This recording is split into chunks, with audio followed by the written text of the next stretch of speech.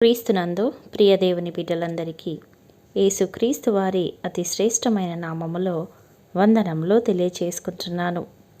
నేటి దిన ధ్యానాంశముగా క్రీస్తు సిలువలో పలికిన 7 మాటలలో 5వ మాటగా నేను దప్పిగొనుచున్నాను అను మాటను మనము ధ్యానించువారమై ఉంటున్నాము. యోహాను సువార్త 19వ అధ్యాయము 28వ వచనము.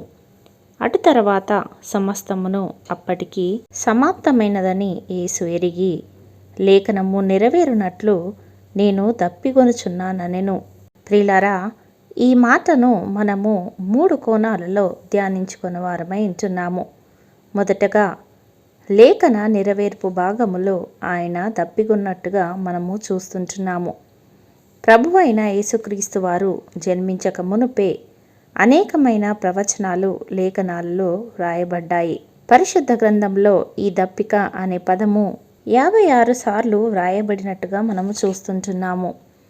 యేసయ్య ఇంకా లోకానికి రాకముందే, సిలువ వేయబడకముందే ఆయనను గూర్చినటువంటి అనేక ప్రవచనాలు వ్రాయబడినాయి. వారు చేదును నాకు ఆహారముగా పెట్టిరి, నాకు దప్పి అయినప్పుడు చిరకను త్రాగనిచ్చిరి అను లేఖన భాగమును మనము పరిశుద్ధ గ్రంథంలో చూస్తుంటున్నాము.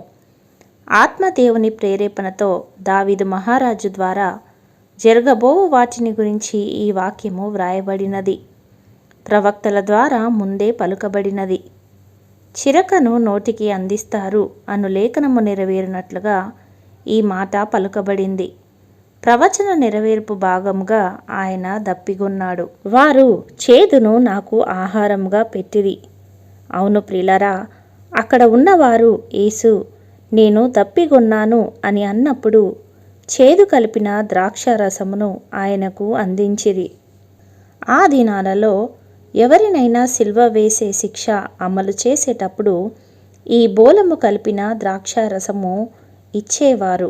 శ్రమను తగ్గించాలనే ఆలోచనతో వారు ఇచ్చేవారు, కానీ యేసు ప్రభువు వారు దానిని తీసుకొనలేదు. క్రీస్తు ఈ లోకంలో జన్మించినప్పుడు 3 జ్ఞానులు క్రీస్తునొద్దకు చేరి ఆయనకు బంగారము, సాంబ్రాణి, బోలమును సమర్పించినట్టుగా మనము చూస్తుంటున్నాము. వారు సమర్పించిన కానుకలలో బంగారము రాజరికాన్ని సూచిస్తుంటుంది, సాంబ్రాణి ప్రధాన యాజకుని సూచిస్తుంటుంది. అయితే బోలము ఆయన మన కొరకు ఒక దినమున మరణిస్తాడు అనడానికి సూచనగా ఉన్నది. కేవలము ప్రవచన నేర్పులో భాగముగా ఆయన దాహము గొనెను. మరి ఆయన ఎటువంటి దప్పిక కలిగి ఉన్నాడు అను కోణంలో మనము చూచినట్లయితే, మొదటిగా శరీరానుసారమైన దప్పిక. యేసు ప్రభువు వారు ఈ భూమి మీదికి మనుష్య కుమారునిగా మానవ దేహంలో జీవించినటువంటి దేవుడు. అంటే మానవ శరీరానికి కలిగేటటువంటి అన్ని శ్రమలు ఆయనకి కలిగి ఉండవచ్చు. మండుటెండల్లో యెరూషలేము వీధులలో భారమైన సిలువను మోసుకొని తన రక్తాన్ని ధారపోస్తున్న సమయంలో దప్పికొనడము సహజము. ఆయన మన పాపములను భరించటానికి మనుషుని పోలికగా పుట్టాడు అని పరిశుద్ధ గ్రంథము సెలవిస్తుంటున్నది. ఈ లోకానికి వచ్చినటువంటి పరిపూర్ణమైన మానవుడు ఆయన. మానవుడిగానే ఆయన ఆకలిగొన్నాడు, మానవునిగానే ఆయన దప్పిగొన్నాడు, మానవునిగానే ఆయన కన్నీళ్లు విడిచెను. సిలువలో కూడా ఒక మానవుడిగా ఆయన ఆ బాధను అనుభవించినాడు. ఉదయము 9 గంటల సమయం మొదలుకొని మధ్యాహ్నము 3 గంటల వరకు 20 గంటల వ్యవధి. ఎవరికైనా దాహము వేస్తుంది, అయితే ఆయన కూడా దప్పికొన్నాడు. తాను పొందిన శ్రమల వలన ఆయన దప్పికొన్నాడు. రెండవదిగా ఆత్మీయ దాహము. ఆత్మీయ కోణంలో మనము ఈ మాటను ధ్యానించినట్లయితే, ధనవంతుడు లాజరును గురించి మనము పరిశుద్ధ గ్రంథంలో చూస్తుంటున్నాము. ధనవంతుడు ఒక నీటి బొట్టు కొరకు ఎంతగా అల్లాడిపోయాడు.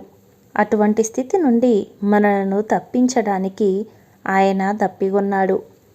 ప్రియులారా, నిత్య నరకములో మనము దప్పిగొనకూడదని మన దప్పిక తీర్చడానికి ఆయన దప్పిగొన్నాడు. మనందరి ఆత్మల పట్ల ఆయన దాహాన్ని కలిగి ఉన్నాడు. ప్రతి ఒక్కరము ఆయన బిడ్డలమైన మనము మారు మనస్సు పొందాలని, రక్షింపబడాలని ఆయన దప్పిగొని ఉన్నాడు. సమరయ స్త్రీ పాపము, చెడుతనము, చెడు తలంపులు అనే దాహము కలిగి ఉండగా, ఎప్పుడైతే దేవుడు ఆమెకు ఆత్మీయ దాహమును ఇచ్చాడో, పాపము అనే దాహాన్ని విడిచిపెట్టి దేవుని కోసము బ్రతికినది. ఆ ఊరిలోనికి వెళ్ళి క్రీస్తును ప్రకటించింది. ఆయన యందు విశ్వాసముంచింది. ఆయన యందు విశ్వాసముంచువారు ఎన్నడూనూ దప్పికొనరు అని వాక్యము సెలవిస్తున్నది. అవును ప్రియులారా, అందుకే మనమందరము విశ్వాసం అనే దప్పికను కలిగి ఉండాలి. ఆయన యందు విశ్వాసముంచాలి. కానీ ఈ లోకంలో జీవిస్తున్న మనము అనేకమైన దప్పికలు కలిగి ఉంటున్నాము. అధికారము అనే దప్పిక, ధనము, ఇల్లు, పిల్లలు, సుఖభోగాలు, ఇంకా అనేకమైనటువంటి లోకానుసారమైనటువంటి దప్పికలు మనము కలిగి ఉంటున్నాము. ప్రియులారా, ఇవన్నీ మనకు తృప్తినివ్వవు. వీటిని గురించి మన దప్పిక ఉండకూడదు. మరి దేని గురించి మనము దప్పికొను వారముగా ఉండాలంటే, దేవుని కొరకు, ఆయన వాక్యము కొరకు, నిత్య రాజ్యము కొరకు, నీతి కొరకు మనము దప్పికొను వారముగా ఉండాలి. ఇవి కాకుండా లోకానుసారమైన ఏ దప్పిక నీకు ఉన్నా ఆయన శిలువ త్యాగమును నీవు అవమానపరిచినట్లే. ప్రియులారా, శిలువలో ఆయన వ్రేలాడుతున్న సమయంలో కూడా నీవు నేను ఆయన మనస్సులో ఉన్నాము. మరి మన ఆత్మల పట్ల ఆయన దప్పిగొని ఉన్నాడు.